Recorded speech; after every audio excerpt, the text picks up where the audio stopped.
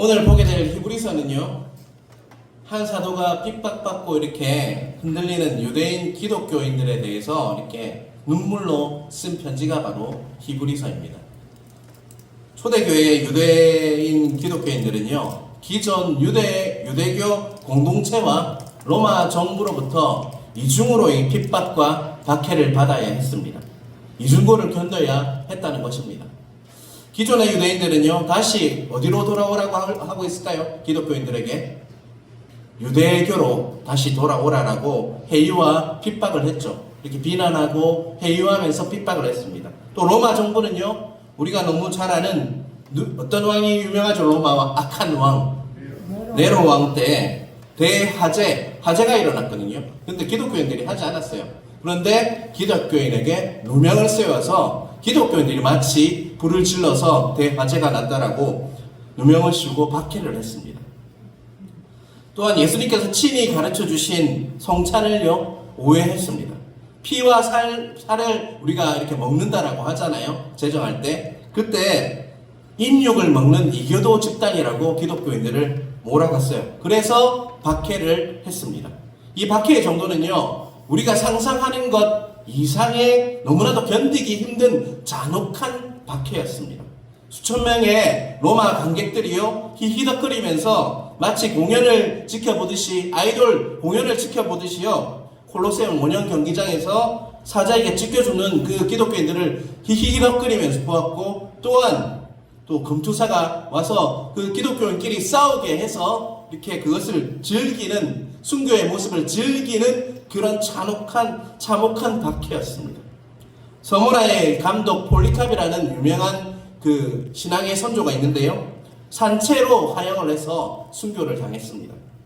또 기독교인들이 그 박해를 피해서 이렇게 지하 10m에서 15m 이렇게 공동체를 만든 것이 뭐였죠, 여러분? 카타콤이죠.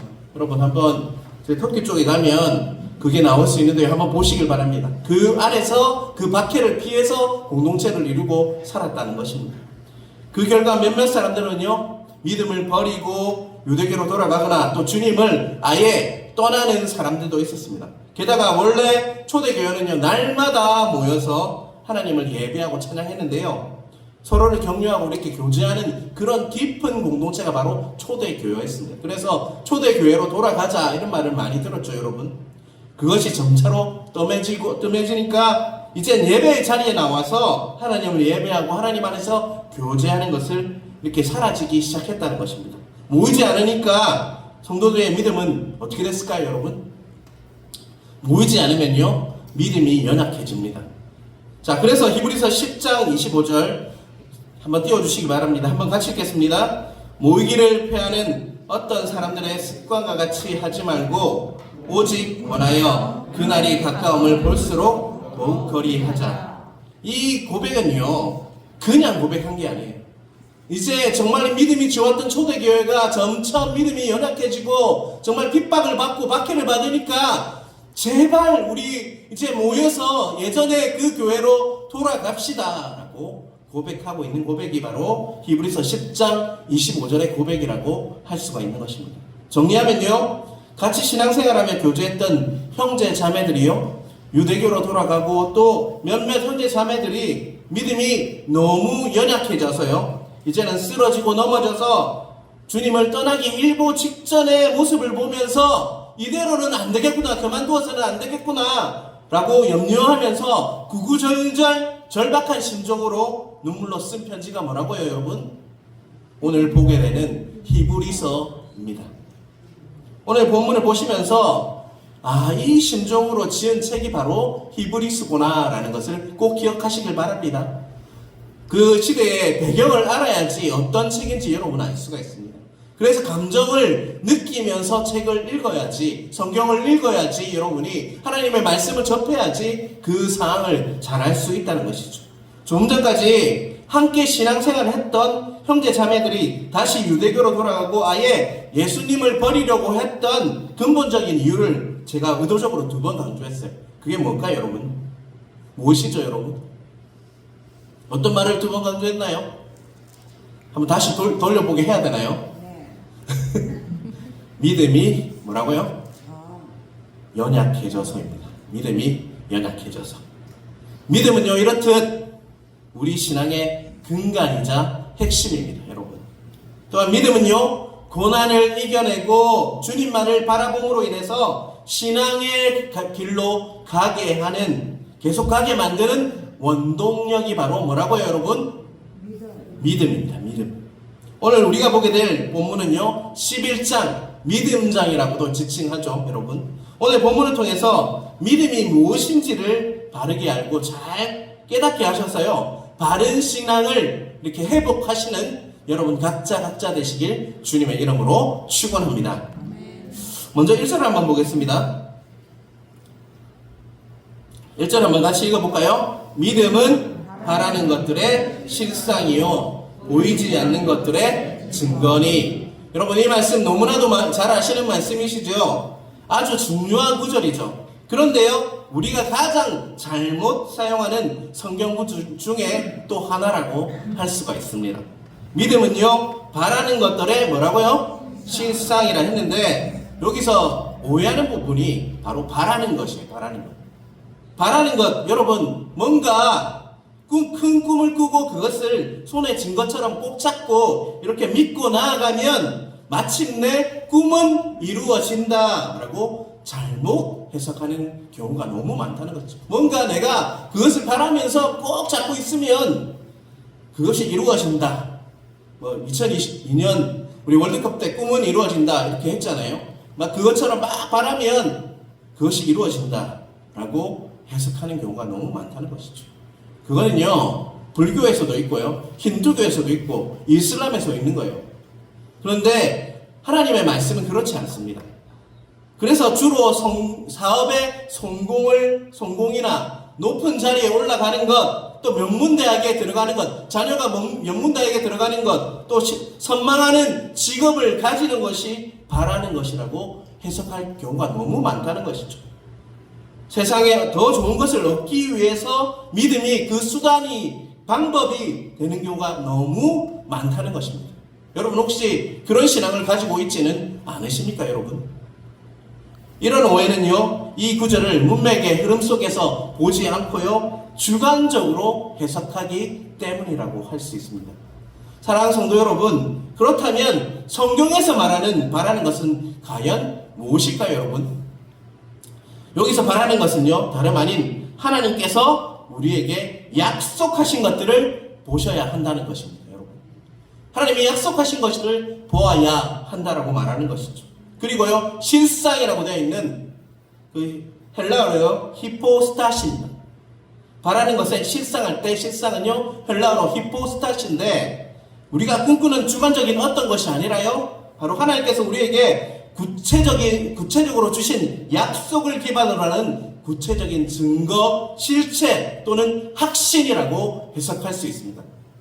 그래서요, 우리는 따라서 믿음을 어떤 주관적인 느낌이나 주관적인 감정도로 받아들여서는 안 된다는 것입니다, 여러분. 믿음은요, 우리의 감정이나 느낌처럼 어떤 날에는 이렇게 믿음이 높아지고 좋아졌다가 또 어떤 날에는 낮아지고 또 이렇게 나빠지는 그런 것이 아니라는 것입니다, 여러분. 로마서 10장 17절 한번 같이 읽어보겠습니다. 자막 올려주십시오. 자, 같이 읽겠습니다. 그러므로 믿음은 들음에서 나며 들음은 그리스도의 말씀으로 말미암느니라. 아멘. 믿음은 반드시 하나님께서 주신 객관적인 하나님의 말씀을, 약속의 말씀을요, 듣고 외우고 배움으로 알아가면 알아갈수록 더욱 우리 안에 자리 잡고 굳건해지는 것이 바로 믿음이라는 것을 잊지 마시길 바랍니다. 말씀을 토대로 하는 것이 믿음이라는 것이죠. 우리는 하나님의 말씀을 듣고 읽고 묵상해야 하고 또 배움의 자리가 있다면 배워야 한다는 것입니다. 믿음은요, 말씀을 아는 만큼 자랍니다. 우리 교회 성도님들이 말씀의 자리를 사모하시길 바랍니다. 그런데요, 단 한 가지, 꼭 교회 안에서 말씀을 배우시길 바랍니다.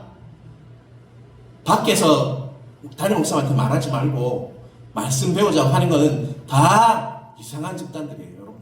신천지 이단들이 꼭 그렇게 합니다, 여러분. 하나님의 교회 안상홍 죽었는데도요 장길자가 지금 교주가 되어 있죠, 여러분. 그 말씀을 말하는 게 아니라요, 우리 교회 안에서 배우는 말씀의 자리, 그런 자리를 사모하시는 여러분 되시길 간절히 바랍니다. 지금 주일 오후 예배에는요 말씀을 공부하고 있습니다. 같이 나오셔서 말씀을 배우셔서 믿음을 더 굳건하게 하는 여러분 되시길 간절히 바랍니다. 그렇다면요, 1절의 뒷부분에 보이지 않는 것들의 증거를 이제는 보아야 하는데요, 믿음은 보이지 않는 증거라고 했는데요, 미처 알지 못했던 보이지 않는 하나님 나라의 비밀을 점차로 더 알게 되는 것이 또한 믿음이라고 해석해야 합니다, 여러분. 믿음은요, 보이지 않는 하나님, 또 보이지 않는 하나님 나라를 바로 눈앞에서 보는 것 같이 보게 되는 것이 바로 믿음이라는 것입니다. 여러분, 하나님이 보이십니까? 지금 보이시는 분 있으세요? 따라서 우리의 믿음이 더욱 깊어지고 커가면 커갈수록요, 나의 꿈의 성취를 꿈꾸는 것이 아니라요, 하나님 나라에 대한 비전과 소망이 커지는 것이 바로 믿음의 영향력이라고 할 수가 있습니다. 사랑하는 성도 여러분, 나의 믿음이 어느 정도 되는지 알기를 원하십니까? 그렇다면요, 내가 지금 무엇을 바라보고 있는지가 바로 그 측도라고 할 수가 있습니다. 여러분은 과연 지금 무엇을 바라보고 계십니까, 여러분? 계속해서 3절을 보겠습니다. 믿음으로 모든 세계가 하나님의 말씀으로 지어진 줄을 우리가 아나니 보이는 것은 나타난 것으로 말미암아 된 것이 아니니라. 우리 한번 같이 한번 읽어볼까요? 다시. 믿음으로 모든 세계가 하나님의 말씀으로 지어진 줄을 우리가 아나니 보이는 것은 나타낸 것으로 말미암아 된 것이 아니니라. 아멘. 사랑하는 성도 여러분, 모든 세계가 하나님의 말씀으로 지어진 것을 여러분은 알고 계십니까? 알고 계십니까? 모르고 계십니까? 압니다. 이미 알고 계시죠? 어떻게 그것을 이미 알고 계십니까, 여러분? 여러분, 그것을 보셨어요? 보신 분 있으세요? 아니, 보지 못했는데 어떻게 우리는 그것을 알 수 있을까요, 여러분?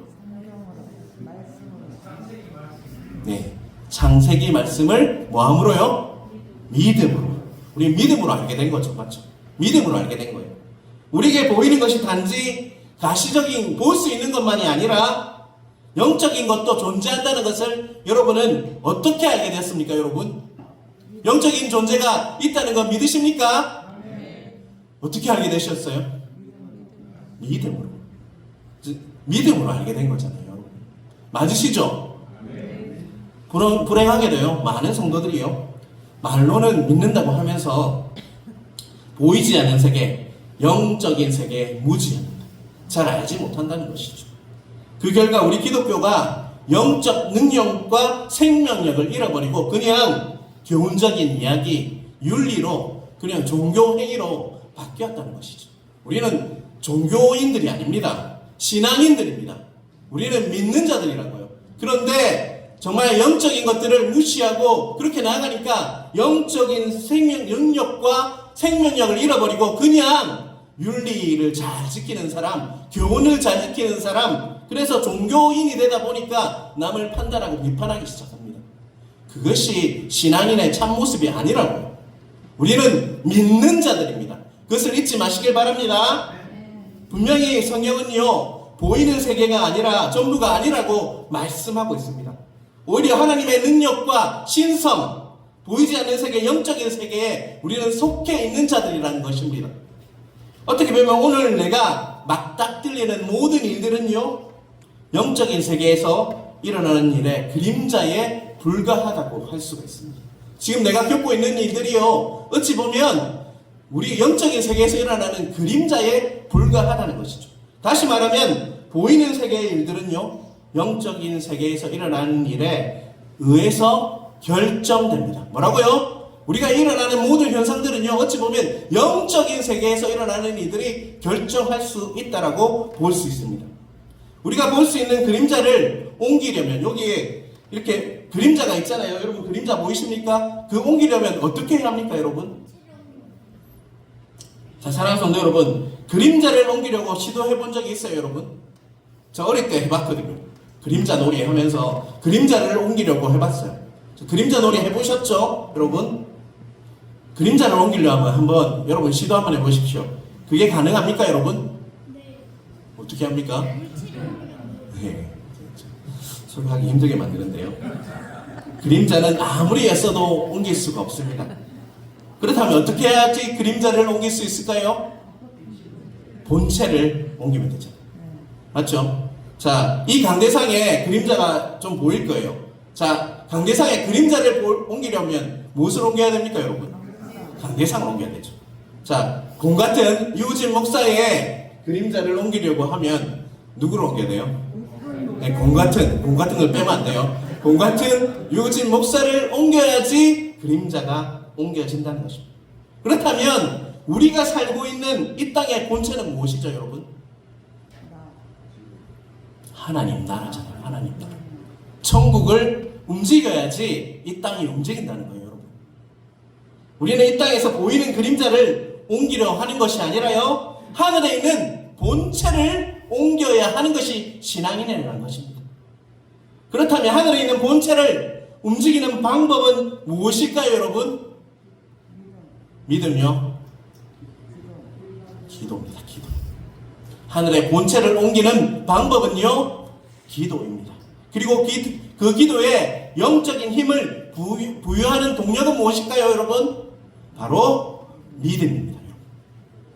정말 중요한 부분입니다. 여러분.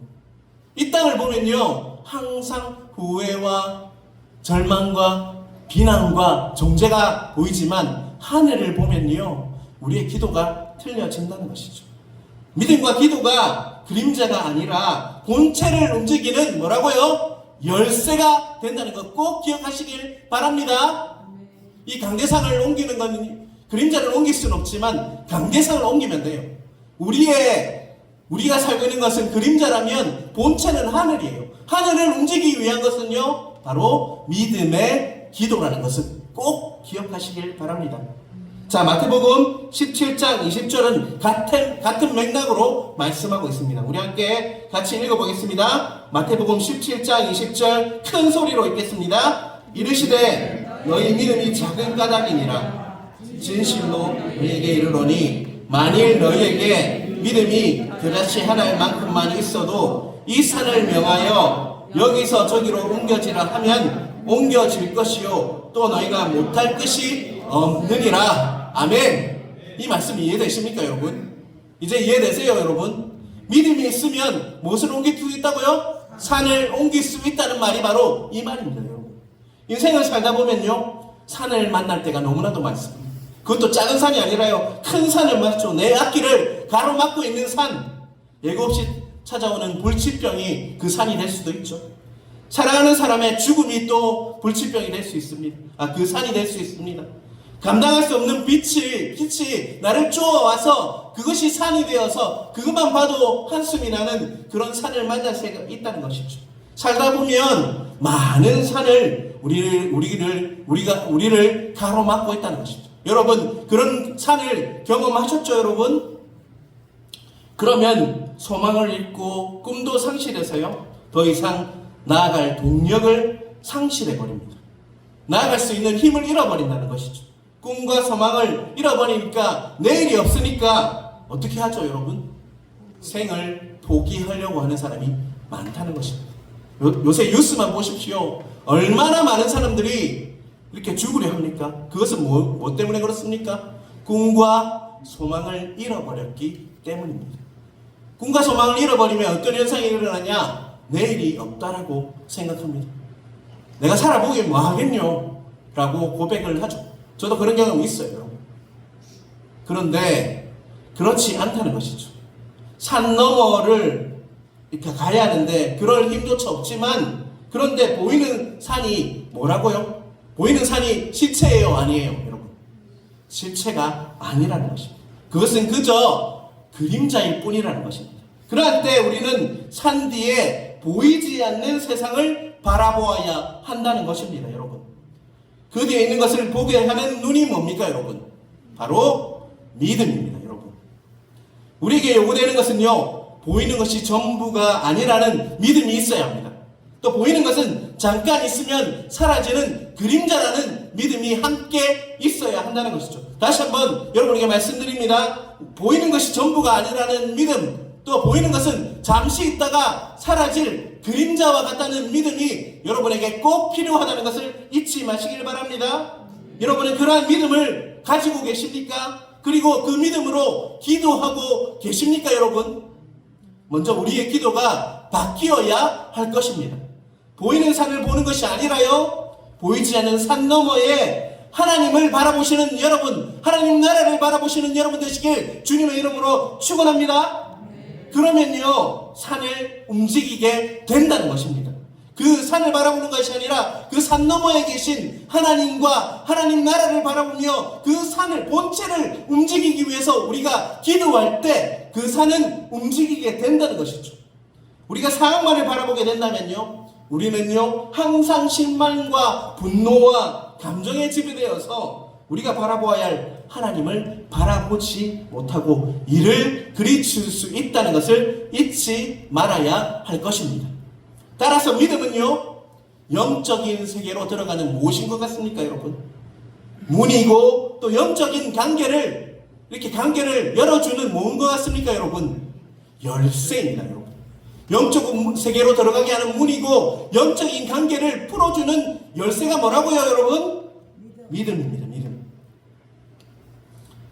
여러분은 질문을 몇 가지 할 건데요, 어떻게 하나님의 말씀을 육으로 읽지 않고 영으로 읽을 수 있을까요 여러분? 네, 답을 다 가르쳐 주는데요, 어떻게 하나님의 말씀을 육으로 읽지 않고 영으로 읽을 수 있을까요 여러분? 믿음으로 말씀을 받아들일 때 영으로 읽을 수 있습니다. 어떻게 보이지 않는 하나님과 보이는 것처럼 소통할 수 있을까요? 네, 기도인데요, 믿음으로 보이는 것처럼 하나님과 소통하는 것, 그게 기도긴 하죠. 근데 그 핵심은 뭐예요? 믿음으로 기도할 때, 또 뿐만 아니라 가장 영적인 일, 영적인 일 중에 영적인 일, 구원은 어떻게 우리에게 주어집니까 여러분? 믿음으로. 에베소서 2장 8절 9절을 한번 제가 읽겠습니다. 여러분 들어주시면 좋겠습니다. 너희는 그 은혜에 의하여 믿음으로 말미암아 구원을 받았으니 이것은 너에게서 난 것이 아니요 하나님의 선물이라. 행에서 난 것이 아니니 이는 누구든지 자랑하지 못하게 함이라. 아멘. 첫 번째는 하나님의 은혜가 있어야 합니다. 첫 번째는 은혜에 의하여 믿음으로 말미암아 라고 되어 있어요. 하나님의 주권적인 은혜가 있어야지 우리는 구원을 받을 수 있다는 것이죠. 그리고 두 번째 요소는 뭐라고요? 믿음으로 우리는 구원을 받는다라고 말씀하고 있습니다. 이 모든 세상의 창조주 되시고 신이 이 땅에 오셔서요, 우리 죄를 십자가에서 이렇게 대신 받으시고 죽으시고 3일 만에 부활하시고, 그리고 40일 동안 우리 제자들과 함께 있다가 하나님 우편에 앉으셔서 이 땅을 다스리고 계시고, 또한 다시 오실 누구시죠? 예수님을 믿는 믿음으로 우리는 구원을 받는다는 것입니다. 그런데 첫 번째 요소는요, 하나님의 은혜가 있어야 합니다.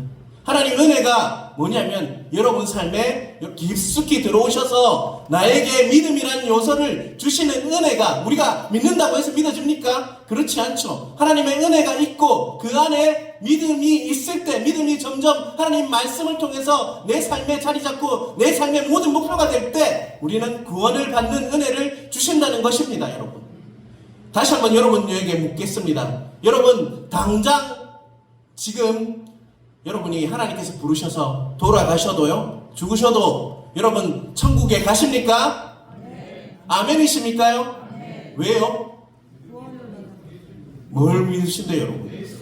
예수님 믿으십니까? 네. 예수님께서 내 죄를 위해서 십자가에 돌아가신 거 믿으십니까? 네. 3일 만에 부활하신 거 믿으십니까? 네. 지금도 여러분과 함께 하셔서 이 땅을 다스리고 계신 거 믿으십니까? 네. 그 말이 그냥 아닙니다. 다시 오실 것을 믿으십니까? 네. 하나라도 부족하시면 여러분 구원의 무언가를 다시 한번 점검하시고 하나님이 주시는 은혜를 구해야 할 것입니다. 그리고 또 중요한 건요. 여러분의 주인은 누구십니까, 여러분? 예수 그리스도 맞으십니까, 여러분? 예수 그리스도 맞으십니까? 하나님께서 말씀하시면 다 순종하십니까? 그 믿음으로 여러분은 구원을 받습니다, 여러분. 그렇다면 제사함은 어떻게 받습니까, 여러분? 다 가르쳐 주는데도 뭘 망설이십니까? 예수님 믿음으로 제사함 받죠. 그리고 영원한 생명, 영생은요? 예수님 믿음으로. 여러분, 우리 행위로는요 구원받을 수 없습니다. 그런데요, 중요한 거는요, 믿음이 자라면 자랄수록 행위도 따라오게 되어 있다는 것이죠. 우리 삶도 바뀌어지고 있다는 것입니다. 여러분, 내가 믿음이 있다고 생각하는데 내 삶이 아직도 변하지 않는다면요, 다시금 하나님의 은혜를 구해야 할 것입니다. 믿음으로 보이지 않는 세계, 영적인 것을 보게 되는 눈을 뜸으로요, 믿음으로 말미암아 매일매일을 사시는 역사가 우리 교회 위에 넘치길 주님의 이름으로 축원합니다. 자, 히브리서 11장 4절에서 7절까지는요, 아브라함 이전에 등장한 믿음의 조상인 누구를 말하고 있죠? 아벨, 에녹, 노아 3명을 제시하고 있죠. 자, 4절 한번 같이 읽어보겠습니다. 믿음으로 아벨은 가인보다 더 나은 제사를 하나님께 드림으로 의로운 자라 하시는 증거를 얻었으니 하나님이 그 예물에 대하여 증언하심이라. 그가 죽었으나 그 믿음으로서 지금도 말하느니라. 아멘. 4절 앞부분은요, 아벨은 믿음으로 가인보다 더 나은 제사를 드렸다라고 말씀하고 있죠. 창세기 4장에 보면 4절 5절을 보면요, 하나님께서는 아벨과 그 제물을 받으셨고 가인과 그의 제물은 어떻게 했다고 하고 있죠? 받으시지 않았다라고 말씀하고 있습니다. 창세기 말씀과 히브리서 말씀을 종합해 볼 때요, 하나님께서 받으시는 제사의 여부는 뭐로 결정되는 것 같습니까, 여러분? 제물의 문제가 아니라요, 믿음의 문제이고 믿는 자의 삶의 문제, 행위도 중요하다라고 말씀하고 있습니다. 결국 믿음은요, 그냥 믿음만 딱 있으면 반쪽짜리 신앙이에요. 믿음이 있으면 무엇이 따라줘야 된다는 거예요? 삶이 따라줘야, 행위도 따라줘야 된다는 거예요. 그 이야기가 어디에 나옵니까? 야고보서에 나오죠, 여러분. 그 신앙이 균형이 이루어져야지 옳은 신앙생활을 한다는 것입니다. 교회에서는 다 잘할 수 있습니다. 하지만 밖으로 나가서 살아가는 것, 나가서 사는 것도 정말 중요하다는 것입니다. 자, 에베소서 5장 2절을 제가 읽겠습니다. 그리스도께서 너희를 사랑하신 것 같이 너희도 사랑 가운데서 행하라. 그는 우리를 위하여 자신을 버리사 향기로운 제물과 희생제물로 하나님께 드리셨느니라. 아멘. 에베소 5장 2절에는요, 사랑 가운데서 행하라 라고 말씀하고 있어요. 그리고 예수님께서 그 자신을 뭐로 드렸다고 이야기하고 있습니까? 제물로 하나님께 드렸다라고 말씀하고 있습니다. 결국 하나님께서 받으시는 제사는요, 나 자신을 포함한 내 모든 뭐를 드리는 거예요? 삶을 드리는 것다라고 말씀하고 있는 것입니다. 하나님을 온전히 믿는 삶에는요, 무엇이 수반된다라고 내가 계속적으로 이야기하고 있죠? 삶도 따라주고 헌신도 따라준다라고 저는 말씀하고 있는 것입니다. 자, 계속해서 5절을 보겠습니다. 믿음으로 에녹은 죽음을 보지 않고 옮겨졌으니 하나님이 그를 옮기심으로 다시 보이지 아니하셨느니라. 그는 옮기기 전에 하나님을 기쁘시게 하는 자라 하는 증거를 받았느니라. 5절 뒷부분을 보면 에녹은 하나님을 뭐하는 자라고 하고 있죠. 하나님께서 에녹을 보면서 뭐 했다라고 얘기하고 있습니까? 하나님을 기쁘시게 하는 자가 바로 에녹이라고 하고 있죠. 그 하나님을 기쁘시게 했던 방법은요, 창세기 5장 2절을 보면 그분과 뭐 했다라고 얘기하고 있습니까? 동행했다라고 이야기하고 있어요. 그것 외에 다른 내용은 성경에는 기록되지 않고 있습니다. 에녹을 하나님께서 기뻐하시는 이유는요, 하나님과 동행한 것이었죠. 하나님과 동행하는 것이야말로 하나님을 기쁘시게 하는 최고의 방법이라고 할 수 있습니다. 그런데 그 동행한다는 것 또한요, 내 삶의 주인이 누구라고 고백하는 거예요, 여러분? 하나님이시며 하나님을 온전히 신뢰하는 믿음으로 말미암아 우리는 하나님과 동행할 수가 있다는 것입니다. 왜냐하면 보이지도 않는 하나님이 나와 동행할 수 있다는 것은 뭐의 영역입니까, 여러분? 믿음의 영역이라는 것입니다. 그래서 하나님을 온전히 신뢰해야지만 하나님과 깊이 교제할 수 있고요, 하나님과 동행하는 삶을 살 수가 있다는 것입니다. 결국 하나님을 동행하는 삶에도 핵심 요소가 뭡니까, 여러분? 믿음이라고 고백하고 있는 것입니다. 자, 6절을 보겠습니다. 우리 같이 읽어볼까요? 믿음 없이는 하나님을 기쁘시게 하지 못하나니 하나님께서 나아가는 자는 반드시 그가 계신 곳과 또한 그가 자기를 찾는 자들에게 상 주시는 이심을 믿어야 할지니라. 아멘. 삶이 증거하듯이요, 믿음이 없이는 하나님을 기쁘게 할 수가 없다는 것입니다. 우리의 믿음과 그 믿음을 드러내는 삶이 하나님을 기쁘시게 한다는 것입니다, 여러분.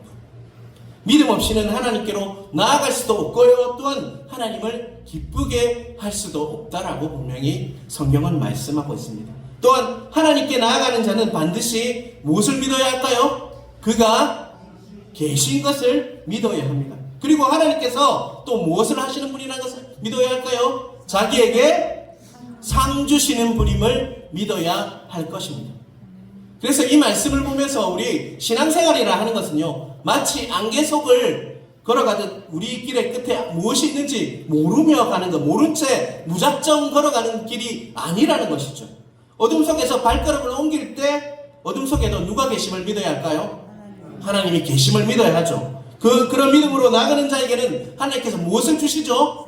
상을 주실 것이라는 것을 믿으시길 바랍니다. 그것을 믿으십니까, 여러분?